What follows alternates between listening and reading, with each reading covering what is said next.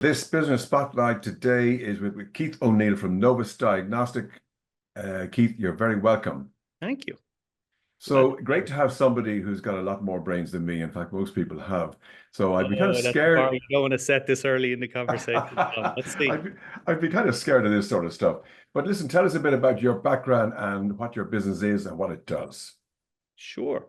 Whether it takes brains or not, I am a scientist by training. What I would say is probably a lapsed scientist. But that was my original entry into the life science sector. And really, I've been involved with creating new innovation in the life science sector, or building teams, putting resources around new innovation and helping to bring those things into the clinic, into the market. My career at this stage is probably going on 25 years in that Mhm. business, with time spent as a scientist in sales, in marketing, product management, as a technology scout. I managed a research institute for a period of time. I worked for the government investing in startups at Enterprise Ireland for a number of years here in Ireland. Uh, Okay. I worked at a US multinational for a number of years, and now at a small startup, bringing all of those skills learned over the past 20 odd years to bear on our business here at Novus. So we are a diagnostics company. So the clue is in the title. Mhm. And ultimately, we're trying to bring a novel platform technology to market that can diagnose infections faster than is currently possible. And Diagnosis. aimed at the medics, local GPs, aimed at hospitals. The users will primarily, at least initially, be in acute hospital settings, right? These Okay. these patients are typically seriously ill, and so the hospital is the best place for the test. But there are wider applications outside of the acute hospital setting, whether that is in primary care, the GP's office, or in nursing homes, or more remote clinical facilities. So lots Okay. of opportunities, but certainly at the outset, our focus is the acute hospital setting. And tell me, is this a piece of hardware, piece of software, or both? There is a software component, but primarily it's hardware. So it's a Okay. physical test. It's a blood test. Um, Okay. but in order to perform that test in this very rapid turnaround time that we offer, you need both that test cartridge, a consumable, you need some way to get the sample onto the cartridge, and an instrument to run the test. And we're building all Okay. three at our facility here in Dublin. Okay. And I presume this is very different to that lady's effort in Silicon Valley a few years ago. Yeah, you won't be surprised to hear that that has come up from time to time. I'd say. I think, I think part of the challenge there was the sample that they used was so vanishingly small that the target you were looking for was statistically unlikely to ever be present. So it was a really difficult task that they were trying Yeah. to set themselves. We use a much larger sample, and we're pretty sure what we're looking for is in there. Very good. So tell me, what about your business structure? Are you a solo owner? Do you depend on investors, business partners? What's your structure in your business? Yeah, I guess it's one of the strengths and challenges of the life science sector in particular. It's not really possible to go alone. There's a lot of risk typically involved. There's very long timelines involved. There's a high regulatory bar to hit, and so generally it does take a village in our sector, and it takes committed investors who can come on board and fund the business for a pretty lengthy period. Um, to help us get that product to market. So we have a team. We've from scratch built a team of 16 here in Mhm. our organization. So it's a pretty large group for a 3-year-old startup. Very good. That's really essential given the complexity of the product that we're trying to build. And your role, Keith, currently is? So I've been the CEO really since the business was founded at the start of Very good. 2021. I came on board in Mhm. April 21. This interview is happening for those who may be looking at it in the future in late 24, so about 3.5 years ago. And could I ask a dirty question? Competitors, are there many competitors in your field? Absolutely. It's a really crowded landscape. And Okay. that's a good thing for Yeah. patients. I mean, as I alluded to, these patients are critically ill. And so being able to diagnose their infection early, being able to treat those patients early will ultimately save a lot of lives. Our first product targets the sepsis market, and sepsis is one of the largest global killers. It kills about 11 million people every year. It's about Wow. 50 million cases. It costs an extraordinary amount, both in terms of the human cost, but also monetary cost to health systems. The estimate's about 62 billion in the US just for in-hospital care alone. So this is a Wow. very, very significant problem. And many Yeah. of those patients could be saved through earlier diagnosis and treatment. We're working to bring a 15-minute diagnostic test to market. Currently, that to diagnose those patients takes days. So we're really looking to change the treatment paradigm for sepsis patients, ultimately provide better, more efficient care, and hopefully save a lot of lives as a result. Okay, well, that's a worthwhile target. So with your current team members of 16, by the sounds of things, that could grow exponentially if you start hitting figures.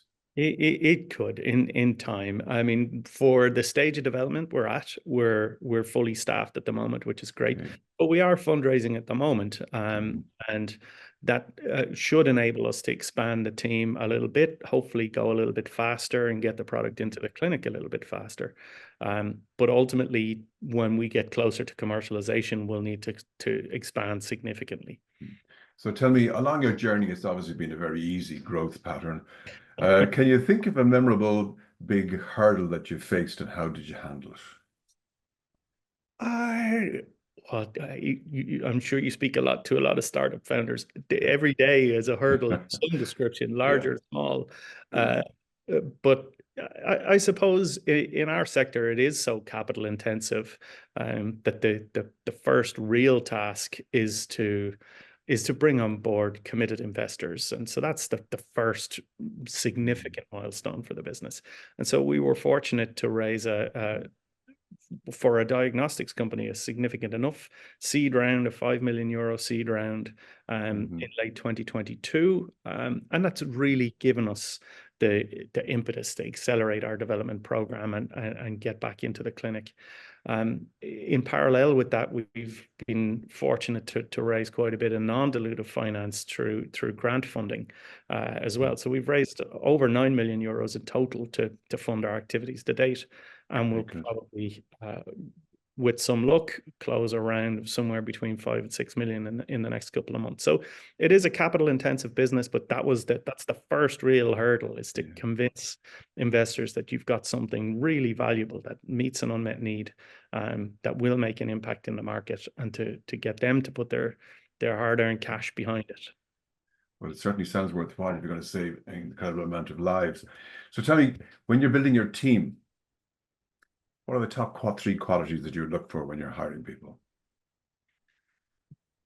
I think it's people, who understand what they're getting themselves into, right? Startup life is not for everybody, and I don't mean that in any kind of dismissive way.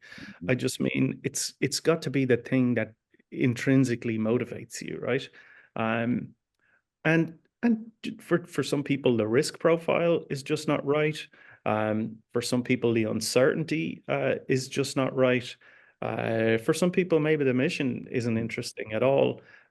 So I think the first thing is to be completely transparent about the challenge that you're trying to address, about the scale of that problem and how difficult it's going to be. But I think showing people also the opportunity that they have the chance to get involved in something meaningful, that they probably will have a much broader set of responsibilities at a small organization than would be possible in a larger organization. And finding people with that sort of the right risk appetite, the right interest in what we're doing, the right and the right cultural fit for the organization. An attitude, yeah. Yeah. So, tell me then, if you were to speak to your team, what would be the biggest leadership call that you'd make to them? That's a great question.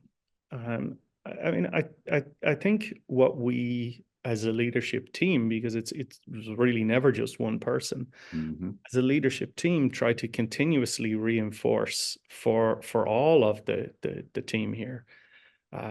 is the importance of the mission that we're on, right? So we genuinely believe that the product we're building will save a lot of lives. And sometimes that message can get a little bit lost, right, in the day-to-day minutia and whatever the hurdle it is that you're trying to get over on any particular day. And I think it is important for the team to step back a little bit from that from time to time. And one, recognize the progress that we are making, even though it might sometimes seem like we're going backwards. And to focus on that bigger prize, that bigger impact. And so, you know, we've benefited, I think, from speaking to sepsis survivors, the families of sepsis survivors, who continuously remind us of the human cost of this condition, and who I think provide great motivation for me and the whole team here to keep focused on those difficult days. Keep it real. Yeah. So tell me, Keith, what would you say are two things that you have learned most about yourself personally since you became a business owner? I think you discover that you're maybe tougher than you thought you were, because it's genuinely not for the faint of heart. I think trying to run and manage a small business, you are really responsible for every conceivable little thing. And that can be challenging, but it's also hugely rewarding. And when you're sort of trying to meet those challenges day to day with a great team of people whose company you enjoy, who share who share that collective vision and interest in what it is we're trying to do, it makes it so much easier. So I think you certainly learn that you can get through. You can get through whatever pops back up. And I think the other thing that you learn is the importance of ultimately people. You can have the best business idea in the world, you can have all the money in the world, you can have the greatest market opportunity in the world, but ultimately nothing happens without the people on the team. And I think it's being really careful about finding the right people to get into the boat and go on that journey. That's great advice. I can't disagree with any of that. So tell me, for some of our younger entrepreneurs who are thinking of going into business, what pieces of advice? Established you and I are 29, right? Well, of course, we're good, young-looking people. Those drugs you're giving me are really working. But what would be the biggest advice you'd give to an 18-year-old, 20-year-old? You are a young entrepreneur who's setting out on the road to start a business. Well, it's funny you ask me that question. I just spoke to a 19-year-old entrepreneur last week, who contacted me out of the blue and had some questions about something that we were working on. And I was so intrigued with that I was delighted to take the meeting. And my advice to him is going to be my answer now, which is, if you believe in this, then by all means, what's the worst that can happen? Right? Go do it. Nobody knows the answers. Nobody knows the answers, no matter what they tell you, no matter how well established they are in their career. If you're doing something interesting, particularly in a startup environment, it's bound to be new in some capacity. And so everybody's figuring it out as they go. You are just as good, you're just as well positioned as they are. Leverage the networks that you have. If you don't have them, go build them. So lean on other people, listen to their advice, integrate it, and then make the best decisions you can with the information you have. That's but ultimately, what's the worst that can happen? Not really all that much. I love that attitude. Fantastic. Last question. Where do you see the business in the next 5 to 10 years? I think we have a singular focus, and that's to get this product that we've built into the clinic. And I think at that point, it will be a major, major milestone for all of us. And we're singularly focused on that one thing. That's going to take probably 3 to 4 more years. And we're not really looking beyond that at this point. Okay. But the reality is, looking out 5 to 10 years, this is a platform. And so while we're a small organization with limited resources, we have to focus, we have to be focused on that one objective. In reality, we're building out a portfolio of products around that, all in the infectious disease space. And so we would love to be able to take this significant advance that we've made in the underlying technology and make that as widely available in the infectious disease space as possible. So more and more patients are being treated for the conditions they have earlier in the course of infection, and ultimately everybody benefits from that. Win-win situation. Keith O'Neill from Novus Diagnostic, thank you so much for your time today. I'd love to talk a lot longer. Perhaps we'll talk again in another few years and see where you've brought the company. May I wish you every success in the future, and thank you for participating today. Thanks so much for your time, Tom. I appreciate the invitation to be here. Thank you.